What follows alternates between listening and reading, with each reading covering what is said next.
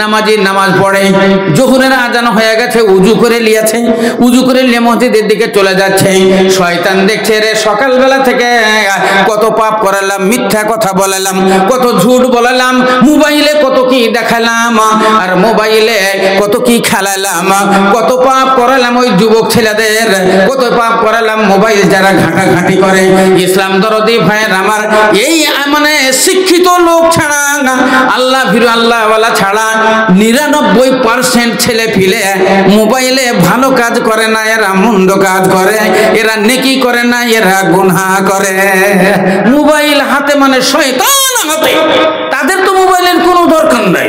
Mobile কারা ব্যবহার করবে? যারা বড় বড় ব্যবসায়ী, যারা ফোনের দরকার, ফোনের যোগাযোগের দরকার, এরা করবে মোবাইল ব্যবহার। তুমি চ্যাংড়া চললো, তোমার তো কোনো ব্যবসা নাই, বাণিজ্য নাই, তোমার কিছু নেই, তুমি কিসের জন্য তুমি মোবাইল ব্যবহার করবে? এই টাইম তো তোমার পড়ার টাইম, লেখা পড়ার টাইম, এখন তো তোমার শিক্ষার টাইম। তুমি শিক্ষিত হবে, তুমি পড়বে, ইংলিশ মিডিয়াম পড়বে, হ্যাঁ তুমি আরবি পড়বে, দিনিয়াত পড়বে। এখন তো তোমাদের পড়ার সময়, অন্তত 20 বছর পর্যন্ত তোমাদের লেখা পড়ার সময়। তোমরা এখন মোবাইল কেন ব্যবহার করবে? তোমাদের মোবাইল ব্যবহার করা চলবে না। ইসলাম দরদি ভাইয়ের আমার, তাহলে দেখেন কত কত কথা, কত পাপ করালাম। আর এ উজু করে নিয়েছে তো নামাজ পড়তে চলে যাচ্ছে।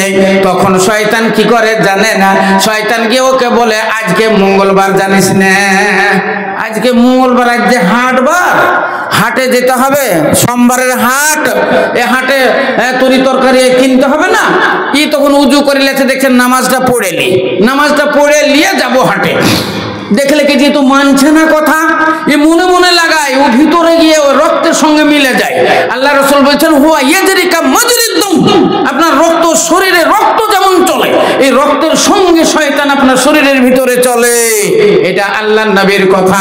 হুয়া ইয়াজরিকা মাজরিদ দাম, আপনার শরীরে রক্ত যেমন চলে, এই রক্তের সঙ্গে মিশিয়া চলে।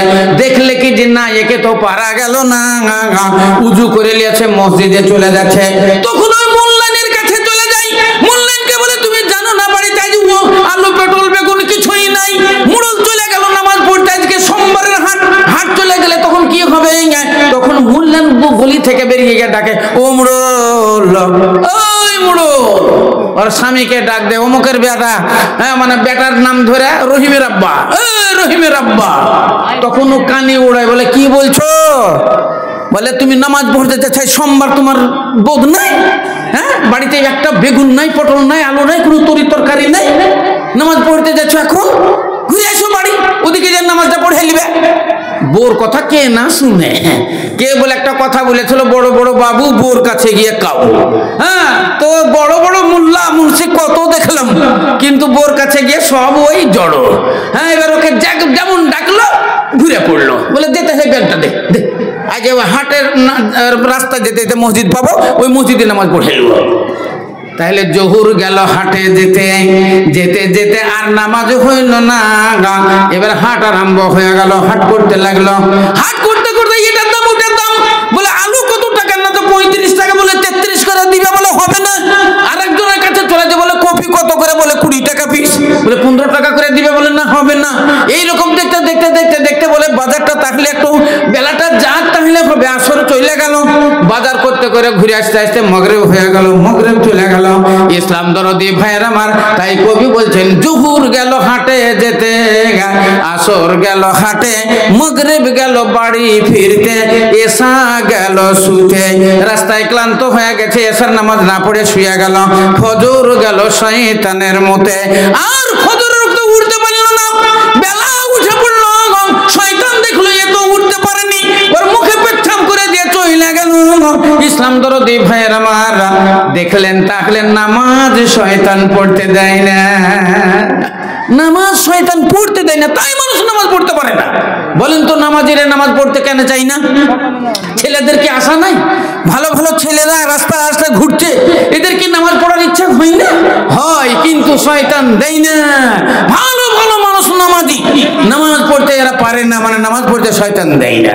ইসলাম দরদি ভাইয়ের আমার, তাহলে নামাজ পড়লে নেকি হয়, কিন্তু নামাজ পড়লে বড় কষ্ট হয়। রোজা রাখলে নেকি হয়, কিন্তু রোজা কাকে বলে? সারাদিন পানাহার ত্যাগ করে, সারাদিন নিষেধ আছে সেগুলো আপনাকে বর্জন করতে হয়। বর্জন করার পরেই আপনার যখন সূর্য ডুবে যায় তখন ইফতার হয়। পকেটে 1000 টাকা থাকা সত্ত্বেও, বাড়িতে মিনিকেট চালের ভাত থাকা সত্ত্বেও আপনার সেই দিন আর খাবার হয় না, যেহেতু আপনি রোজাদার। রোজাদারের জন্য বড় নেকি আছে, কিন্তু রোজা করলে বড় কষ্ট হয়। দান করলে নেকি হয়, দান করলে টাকার বান্ডিল কমে যায়। আজকে ঈদগায় এই যে জলসা শুরু হয়েছে, আপনার মসজিদের উন্নতি কল্পে জলসা। আল্লাহ নবী বলেছেন, মান বানা লিল্লাহি মসজিদান বানাল্লাহু লাহু বাইতান ফিল জান্নাহ। যারা মসজিদ নির্মাণ করলো কিংবা মসজিদ নির্মাণের জন্য শ্রম দিল, একটা জানালার দাম দিল, একটা দরওয়াজার দাম দিল, যে কেউ 1000 টাকা দিল, কেউ 5000 টাকা দিল, কেউ 20000, কেউ 50,000 টাকা দিল। মসজিদের জন্য 3 কাঠা জমি, কয়েক কাঠা জমি কিনতে 3.5 লাখ টাকা ডিউ। এটা তো আপনাদেরই ডিউ। যে বুঝতে পারলো এটা আল্লাহর ঘরের ডিউ, আমাকে আল্লাহর দেনা শোধ করতে হবে বলে আমার 50,000 টাকা থাকলো, আমি দিলাম 20,000 টাকা। এইরকম যারা পরিশোধ করলো বড় নেকি হলো, কিন্তু এই নেকি করতে গেলে বড় কষ্ট হলো। 1 লাখ টাকার বান্ডিল ছিল, 20,000 চলে গেলে 80 হয়ে গেল, 50 হলে 50 হয়ে গেল, তাহলে কমে গেল। যেই টাকাটা আপনার ছিল টাকাটা কম হয়ে গেল, তাহলে বোঝা গেল নেকি হলো কিন্তু বড় কষ্ট হলো। দান করলে নেকি হয়, কিন্তু দান করতে গেলে বড় কষ্ট হয়। হ্যাঁ, স্ত্রী বলছে দাও 5,000 টাকা, স্বামী বলছে আরে চিচি অত কি করলি, 5,000 টাকা বলে দিলি মামানাকে। স্বামী হয়তো বলছে থাকলো 10,000 টাকা, দিনদার পরেশগার মানুষ বলে দিচ্ছে মসজিদের জন্য দিলাম আমি 10,000। বউটা বলছে হ্যাঁ গো, এদিক ওদিক কিছুই ভাবলে না, তুমি 10,000 টাকা দিয়ে দিলে। ওই যে মেয়েটা এসেছিল, হ্যাঁ একটা সুটকেস চাইছিল, বলে আবার একটা আলমারি চাইছে, ওদের বাড়ি ঘর ভালো হয়নি, হ্যাঁ খাবার দাবারের জন্য ছেলে পিলে আবদার জানাচ্ছে, ওরা 5,000 টাকা ডাল ধার লিব বলছিল, তুমি দিয়ে দিলে। তাহলে বেড়া রকমের বেড়া। ইসলাম দরদি ভাইয়ের আমার, তাহলে দান করলে নেকি হয় কিন্তু বড় কষ্ট হয়। মা বাবার সেবা করলে নেকি হয়, কিন্তু মা বাবার সেবা করতে গেলে বড় কষ্ট হয়। পরশুদিন একটা জায়গাতে জালসায় ছিলাম, জালসাটার গ্রামটার নাম হলো গিরিধারপুর। পরশুদিন ছিলাম গিরিধারপুরে, নদিয়া ডিস্ট্রিক্টের দেবগ্রাম থেকে যেতে হয় আবার পূর্ব দিকে 8 কিলোমিটার। গ্রামটার নাম হলো গিরিধারপুর। চাইল কতড়ি উঠেছে জানেন? জালসাতে চাইল কতড়ি লেগেছে 27 কুইন্টাল। ফোন দিয়ে দিচ্ছি, ফোন নাম্বার দিয়ে এক্ষুনি ফোন করেন যে শৈবুল মোল্লা মিথ্যা কথা বলছে কি। খালি ভাত রান্না হয়েছে 27 কুইন্টাল, আর জিনিস জবাই হয়েছে কটা জানেন? 7 খান, 7টা এমনি খাবার, কোনো ওতে ই নাই, ডেলিগেট ফেলিগেট কিছু নেই। আল্লাহু আকবার। ইসলাম দরদি ভাইয়ের আমার, রাত্রিতে আসার সময়তে একটা বাড়ির পাশে দিয়ে আসছি, একটা মেয়ে দেখছি ঝাঁপের তলাতে বসে আছে, ইশারা করে ডাকছে মৌলানা শুনেন। আমি গেলাম, বলে কাকি কেমন আছেন? বলে বাবা ভালো নাই, দোতলা বাড়ি মার্বেল বসানো, বাড়িতে ইলাহি কারখানা, কিন্তু মেয়েটাকে রেখেছে পার্শ্বে মুষ বাঁধা আছে, ওই মুষ জোগানোর জন্য একটা মাচান কইরে দিয়ে মাচানে আমার মাকে রেখে দিয়েছে। মা বলছে বাবা কি বলবো, সবাই দোতলার উপরে মার্বেলে ঘুমাচ্ছে, আর আমি এই মশার কামড়ে এখানে পড়ে আছি, আমার ছেলে পিলে আমার দিকে নজর দেয় না। আফসোস কি বাবা, আমি একটা পেপার পড়েছিলাম, ওই পেপারে একটা খ্রিস্টানের মেয়েটার নাম মনে নাই, ডক্টর জাকির নায়েক লেকচার দিচ্ছেন, একটা ছোট চিরকুট লিখে দিয়েছেন, লিখে বলছে মেয়েটা, এ ডক্টর জাকির নায়েক আপনি তো জান্নাত জাহান্নাম জান্নাত জাহান্নাম ওয়াজ করছেন, বলো আইনাল জান্নাত। তাহলে বলেন জান্নাত কোথায় আছে? জান্নাত জাহান্নামের যে ওয়াজ করছেন, আইনাল জান্নাত, জান্নাত কোথায় আছে আর জাহান্নাম কোথায় আছে?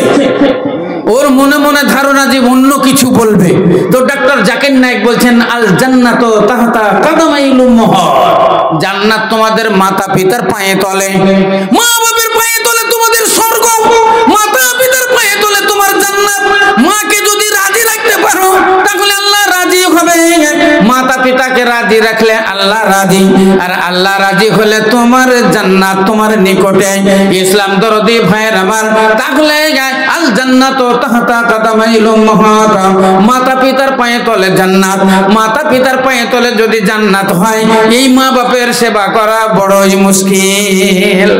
মা বাপের সেবা করলে নেকি হয়, কিন্তু মা বাপের সেবা করা বড় কঠিন হয়, কষ্ট হয়।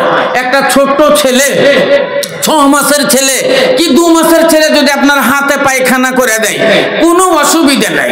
যদি আপনার জামা কাপড়ে যদি পেশাব করে দেয়, কোনো অসুবিধা নাই, আপনি নিয়ে বেড়াতে পারবেন।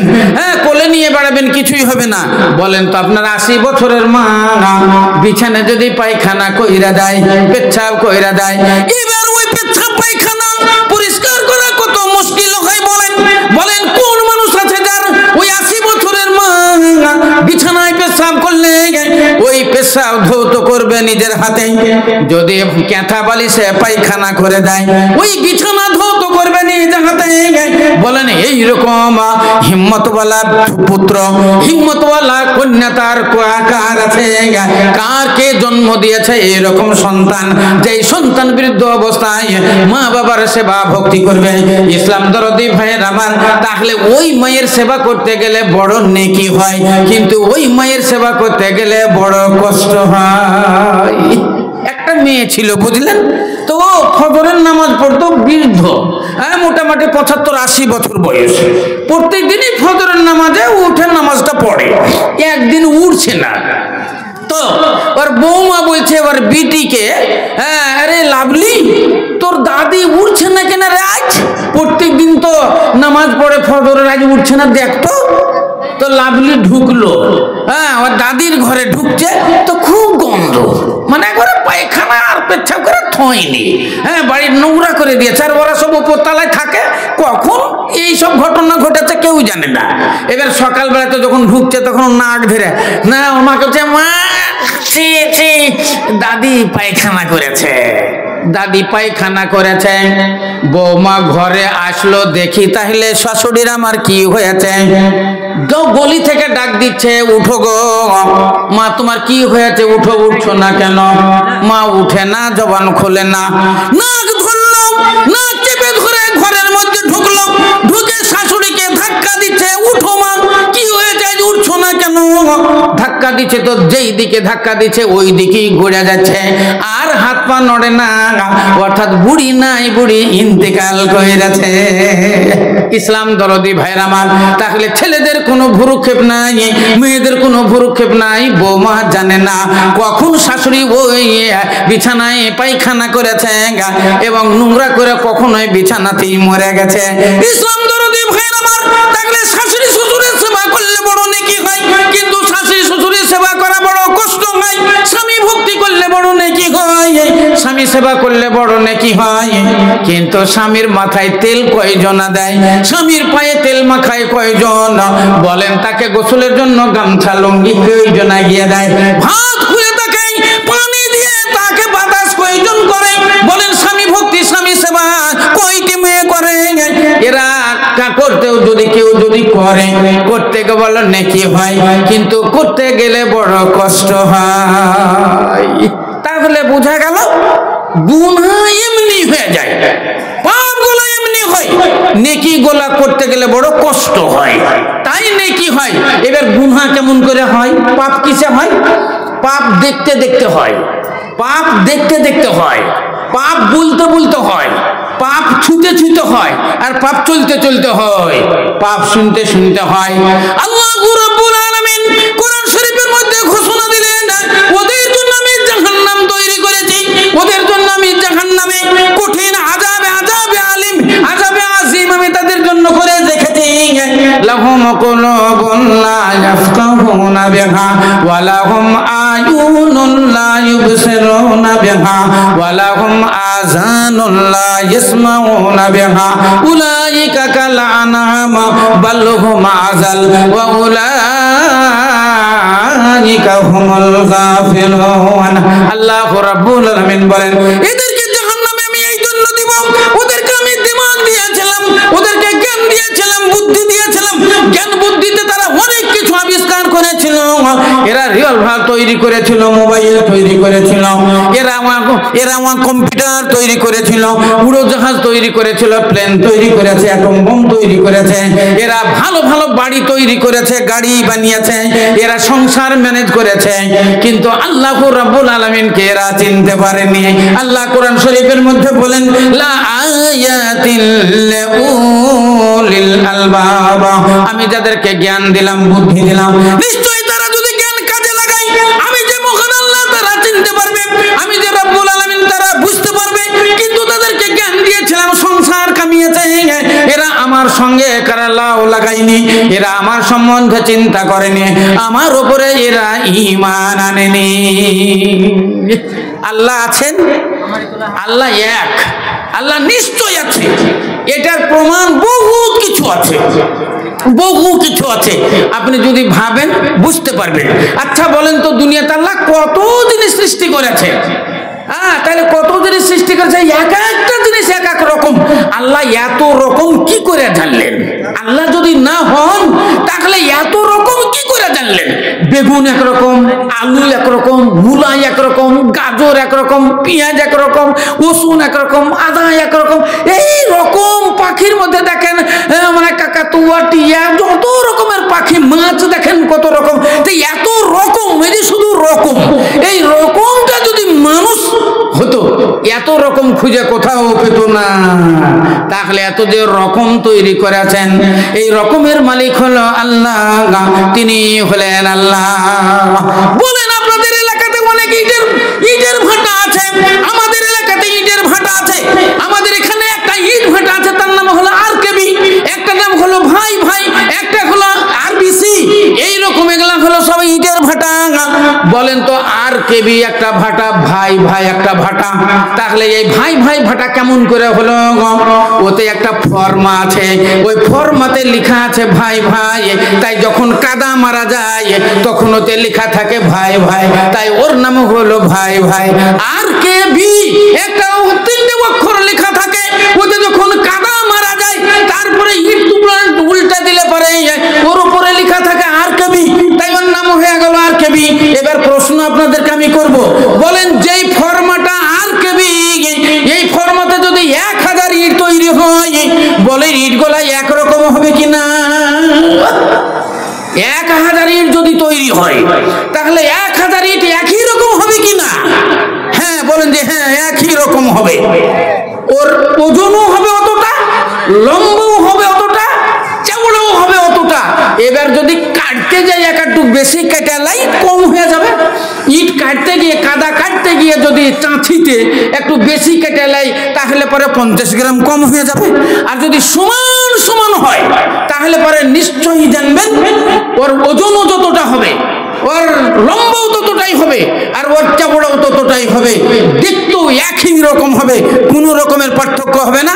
আরকেবি আল্লাহ রাব্বুল আলামিন বলেন, তাহলে তোমাদের যে ভাটার এই ফর্মা, এই ফর্মা থেকে যতগুলো ইট তৈরি হলো একই রকম হলো।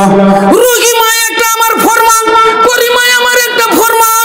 রহিমার পেটে আমি 5টা বাচ্চা দিলাম, কন্যা সন্তান দিলাম 4টে, 2টো দিলাম পুত্র সন্তান, কিংবা 4টার 8টা সন্তান আমি দিলাম, 4টা পুত্র 4টা কন্যা, কিন্তু কোনো কারো সঙ্গে মিল নাই, কারো মুখের সঙ্গে মিল নাই, কারো চেহারার সঙ্গে মিল নাই, কারো মনের সঙ্গে মিল নাই, কারো বুদ্ধি বিবেকে মিল নাই। 8টাকে আমি 8 রকম বানিয়ে দিলাম, ফর্মা কিন্তু একটাই। আল্লাহ বলছেন, বান্দা একটু যদি আমার সম্বন্ধে চিন্তা করো, লা আয়াতিল লিউলিল আলবাব, নিশ্চয়ই জ্ঞানী গুণী বুদ্ধিমান যারা আমার সম্বন্ধে চিন্তা করলে আমাকে চিনতে পারবে। আমি আল্লাহু আহাদুন, আল্লাহু ওয়াহিদুন, লাম ইয়ালিদ ওয়া লাম ইউলাদ ওয়া লাম ইয়াকুল লাহু কুফুয়ান আহাদ। আপনাদের সামনে বলবো, দেখেন ওই রড লাইট গুলো জ্বলছে, রড লাইটের সামনে দেখেন কয়েকটা কিছু পোকা ঘোরাঘুরি করছে, ছোট্ট ছোট্ট ফুদকি, যেগুলাকে বলি আমরা ফুদকি। বাগানে ঢুকবেন দেখতে পাবেন ফুদকি। তাহলে এই যে ফুদকি গুলো উঠছে, একটা নিপের কলমের একটা ডগা, কলমের নিপের একটা ফোঁটা যদি দেন, যতটুকু জায়গা লাগবে তার চাইতেও ছোট। তাহলে কলমের নিপের একটা ফোঁটা, ঠোপা, এই ঠোপার চাইতেও যদি ছোট হয় তাহলে ওগুলো উড়ে বেড়াচ্ছে। এবার আপনার কাছে প্রশ্ন, উড়ে যদি বেড়াই করলে পালিয়ে যাচ্ছে, তাহলে বোঝা গেল ওর কান আছে, তাহলে উড়িয়ে পালিয়ে গেল, তাহলে চোখ আছে, ওর চোখ আছে, ওর কান আছে, ওর পা আছে। বলেন ওই একটা নিপের ফোঁটা, একটা কলমের ডোগার ফোঁটা, ওই ফোঁটাতে কোন জায়গাতে ওর পা, আর কোন জায়গাতে ওর কান, কোন জায়গাতে ওর চোখ, কোন জায়গাতে ওর নাড়ি, কোন জায়গাতে ওর ভুঁড়ি, আর কোন জায়গাতে ওর ডানা, আর কোন জায়গাতে পর আল্লাহ বানিয়েছে। মহান আল্লাহ রাব্বুল আলামিন বলেন লা আয়াতিল লিল আলবাব।